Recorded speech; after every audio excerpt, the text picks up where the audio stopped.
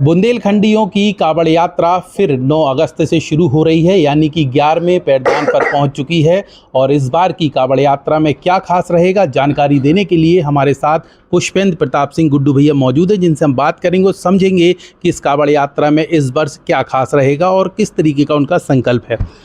11वें वर्ष की ये कांवड़ यात्रा शुरू हो रही है, किस तरीके से आपका ये संकल्प है, इस बार खास संकल्प क्या है, पहले तो यही बता दीजिए। निश्चित रूप से एक कांवड़ यात्रा शिव भक्तों की कांवड़ यात्रा है, कांवड़ियों की कांवड़ यात्रा है। हम लोग तो निमित्त मात्र हैं। सब समाज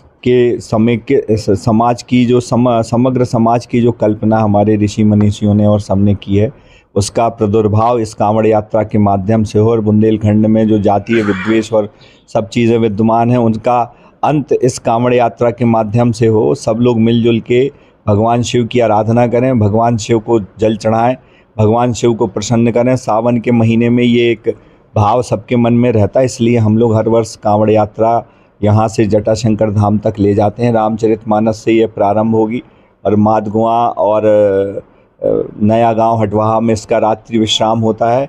जो रुकना चाहता है वो रुकते हैं, जो रात में ही जल चढ़ाना चाहते हैं वो रात में निकल जाते हैं और फिर भगवान शिव को जल चढ़ाते हैं। इस वर्ष हमने ये कोशिश करी है कि चूँकि माधगुआ के पास अंधेरा हो जाता है और उसके बाद थोड़ी असुविधा होती थी, इस बार हमारे बहुत सारे जो सेवा कार्य करने वाले हमारे युवा साथी हैं, लाइट वाले हैं, उन सब ने ये कहा कि हम वहाँ से माधगुआ से और जटाशंकर धाम तक लाइट की व्यवस्था करेंगे। तो पूरे मार्ग में लाइट लगाई जा रही है।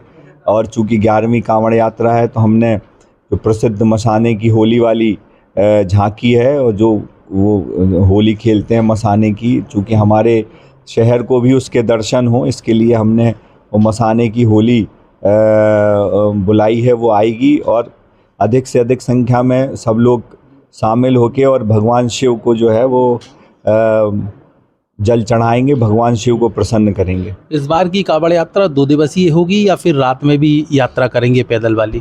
ये 2 दिवसीय यात्रा होती, लगातार चलती रहती। इतनी बड़ी संख्या में लोग जाते हैं और रास्ते से भी सब जुड़ते जाते हैं। कांवड़ यात्रा का ये एक बड़ा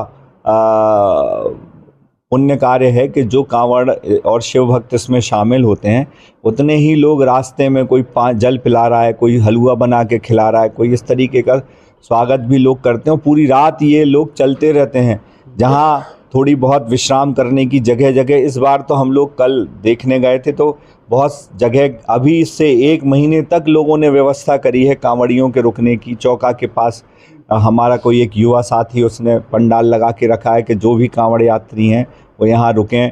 माधगुआ में भी मंदिर में ये अब व्यवस्था है और रोज़ वहाँ कहीं ना कहीं के कांवड़ यात्री रुकते हैं। तो पूरे रास्ते ये व्यवस्था रहती है, पूरे रास्ते लगभग ये चलती रहती है। होती 2 दिवसीय है, लेकिन पूरी रात लोग जल चढ़ाने के लिए जाते हैं और अगले दिन इसका हम समापन करते हैं। पिछले 10 वर्ष में हमने देखा युवाओं में काफ़ी उत्साह रहता है, महिलाएं भी बढ़ चढ़कर हिस्सा लेती हैं आपकी कांवड़ यात्रा में। इस बार कुछ खास रहने वाला है, जैसे आपने झांकी का विवरण किया, और कुछ भी खास रहेगा जो एक मनोरंजन भी रहे और भक्ति से लोग जुड़ सके? देखिए, कांवड़ यात्रा अपने आप में ही भक्ति का पर्याय है। लोग भगवान शिव की आराधना करते हैं। ये तो एक निमित्त मात्र है कि हम चूँकि भगवान के भजन पूरे रास्ते लोग करते हुए चले जाते हैं। कोई अपने झींका मजीरा लिए है, कोई भगवान का उद्घोष करता हुआ शिव भक्त जो है वो कांवड़ लेके चले जाते हैं। एक अजीब सी चेतना का प्रादुर्भाव पूरे शरीर में रहता है। जब हम 2 दिन चलते हैं तो ऐसा लगता है कि भगवान शिव को कितनी जल्दी जाके जल चढ़ा दें। तो और अन्य माध्यम भी हैं रास्ते में, जहाँ हम लोग रुकते हैं वहाँ पे भजन संध्या का भी कार्यक्रम होता है। तो ये अलग अलग तरीके से जो कहीं पे लोग अपने यहाँ जो अपने लोकल संगीत है वो लोकल संगीत गाते रहते हैं। ये भी ट्रुप्स साथ में चलते हैं, कहीं पे भी बैठ जाते हैं वो पेड़ के नीचे या कहीं किसी मंदिर में, और बढ़िया उनकी ढमरियाई चलती है, कछियाई चलती है, ये सब चीज़ें चलती रहती हैं। तो एक मनोरंजन, इतने सारे लोगों का साथ में जाना ही वो अपने आप में एक मनोरंजन जैसा हो जाता है। जटाधारी भोलेनाथ से इस बार क्या मांग रहे हैं आप? जटाधारी से कुछ मांगने की ज़रूरत नहीं पड़ती, ईश्वर है, उसी के द्वारा ये दुनिया चले थे। और दुनिया भगवान सब जानते हैं, सबकी मनो इच्छा जानते हैं।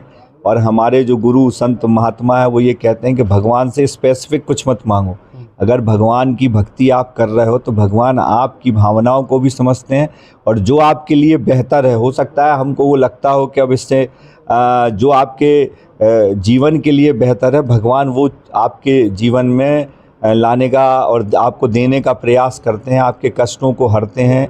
और भगवान शिव के बारे में तो कहा गया है कि काल हर, दुख हर और हर हर महादेव, तो ये हर चीज़ को हरने का काम भगवान शिव करते हैं। तो कुछ ऐसे ही भावना नहीं होती, भावना होती है कि हमारा क्षेत्र जो है वो विकास करे, हमारे क्षेत्र में जितने लोग हैं वो सब सुखी रहे, आनंदित रहे, जिसके जो भगवान इच्छाएं हैं वो पूरी करे। बस यही भावना लेके हम लोग जो है वो कांवड़ यात्रा को लेकर बागेश्वर महाराज ने भी आपसे फ़ोन पर बात की थी, क्या कहा उस दिन? निश्चित रूप से हम महाराज जी का आशीर्वाद हम लोगों से रहता है, और महाराज जी ने बुंदेलखंड के इतिहास में एक ऐसे धाम की स्थापना करी है जो वर्षों तक, सदियों तक लोगों के जहन और चिंतन में रहेगा। उनकी जो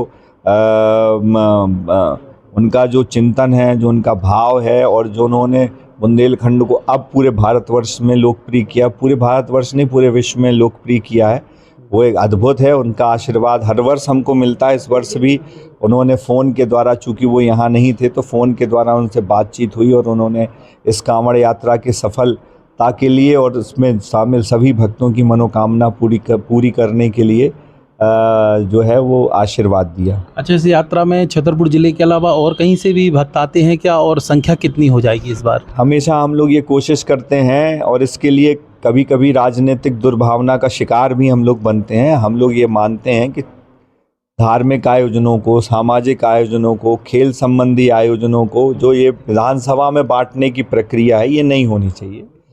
हर भावना, हर चीज़ लोगों के उत्थान के लिए है, तो उसको हम कैसे स्वार्थ की सीमाओं में बांध सकते हैं। तो हमारा ये कांवड़ यात्रा जहाँ से भी जो शामिल होना चाहता है, दूसरे राज्य से भी शामिल होना चाहता है, यूपी के भी पिछली बार बहुत सारे लोग जो हैं महोबा ज़िले के आए थे, वो शामिल हुए, बेलाताल आसपास के लोगों ज़िलों के, और अब दूसरा राज्य बोलेंगे, उन राज्यों के लोग भी इसमें शामिल होते हैं। तो ये हमारा भाव ये है कि सकल समाज को इसमें शामिल होना चाहिए और शिव की आराधना करनी चाहिए। हमने देखा कि आपके जो सहयोगी हैं वो लगातार लोगों को फ़ोन कर रहे हैं, बातचीत कर रहे हैं और नेटवर्क बढ़ा रहे हैं ताकि लोग ज़्यादा से ज़्यादा आ सकें, और लिस्ट भी तैयार की है। तो कितनी उम्मीद है, कितने लोग हो पाएंगे? नहीं, देखिए, हम लोग कभी इसको उसमें नहीं बांधते हैं, और इसके लिए इतनी तैयारी हम लोग करते हैं। इसके पीछे कांवड़ यात्रा, हम छोटा सा कोई आयोजन करते हैं, उसमें कितना कार्य करना पड़ता है। तो ये तो 10-15 हज़ार लोगों को अपने साथ ले जाना, फिर उनके खाना पीना, ठहरने की व्यवस्था करना, ये अपने आप में चुनौती, और इसमें बहुत सारे लोग लगते हैं। दूसरी चीज़, अगर इसका प्रचार प्रसार नहीं होता, इसमें लोगों से बातचीत नहीं होती, तो लोग फिर बाद में उलहना देते हैं कि हमें पता ही नहीं पड़ा कि 9 तारीख को कांवड़ यात्रा थी। तो हम लोग बहुत प्रयास करके भरपूर प्रचार प्रसार करने की कोशिश करते हैं कि लोगों को पता चल जाए, क्योंकि बहुत सारे लोगों की ये भावना होती है कि हमको जाना है, लेकिन अकेलेपन के कारण या रास्ते में होने वाली परेशानियों के कारण वो अपना जो उनका भाव है वो दबा रह जाता है। तो हम लोग ने ये कोशिश करते हैं कि ऐसे सब लोग, शहर से, गांव से, जहां से भी जो शामिल होना चाहता है, और उसकी कभी हम लोग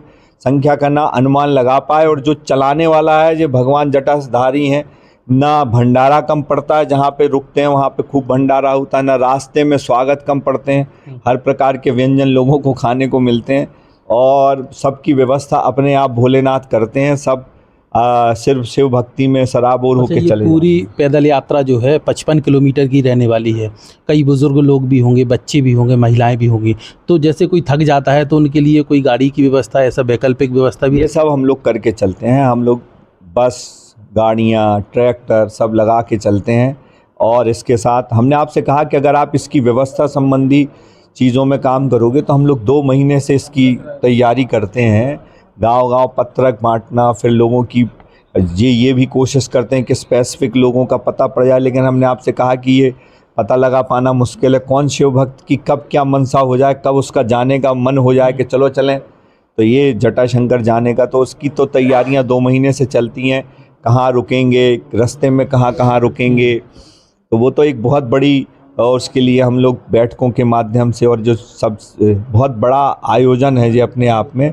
आपको दिखता ऐसा है कि कांवड़ यात्रा 9 तारीख को है, लेकिन उसके पीछे की मेहनत जो है वो काफ़ी लंबी रहती है और बहुत सारे लोग इसमें मेहनत करते हैं, तभी ये सफलता की तरफ जाती है।